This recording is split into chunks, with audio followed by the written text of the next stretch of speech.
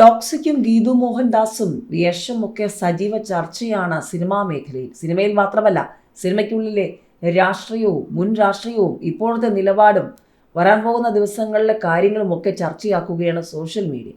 അന്ന് സെയ്റ്റ് പാറു എന്ന് പറഞ്ഞവർ പെണ്ണിനെ വെറും ഭോഗവസ്തുവാക്കി കന്നഡയിൽ പോയി ചിത്രം എടുത്തിരിക്കുന്നു എന്നാണ് വിമർശനം. ഗീതു മോഹൻദാസിനെ ട്രോളിയും വിമർശിച്ചും സോഷ്യൽ മീഡിയ രംഗത്ത് വന്നിരിക്കുകയാണ്.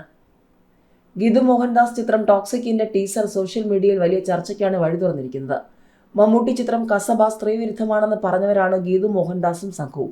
എന്നിട്ടും അതേ ഗീതു മോഹൻദാസ് തന്നെ ഇപ്പോൾ പെണ്ണിനെ വെറും ഭോഗവസ്തുവാക്കി ആൺകോയ്മ നിറഞ്ഞാടുന്ന ചിത്രം എടുത്തിരിക്കുകയാണെന്നാണ് പ്രധാന വിമർശനം. 2016 നിതിൻ രഞ്ജി പണിക്കർ സംവിധാനം ചെയ്ത കസബ റിലീസായത്.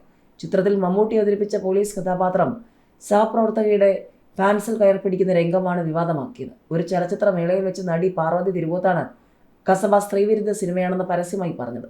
സിനിമയുടെ പേര് പറയാൻ മടിച്ച പാർവതിയോട് സെയ്റ്റ് എന്ന് പറഞ്ഞ് പ്രോത്സാഹിപ്പിച്ചത് ഗീതു മോഹൻദാസായിരുന്നു. റീമ കല്ലിങ്കലും കൂടെയുണ്ടായിരുന്നു. ഇക്കാര്യമാണ് സോഷ്യൽ മീഡിയയിൽ ട്രോളുകളായും മീമുകളായും ഇപ്പോൾ നിറയുന്നത്. ഗീതു മോഹൻദാസിന്റെ ഇരട്ടത്താപ്പ് ചൂണ്ടി ലക്ഷ്യമിട്ട് കസബ സംവിധായകൻ നിതിൻ രഞ്ജി പണിക്കർ രംഗത്തെത്തിയിട്ടുണ്ട്.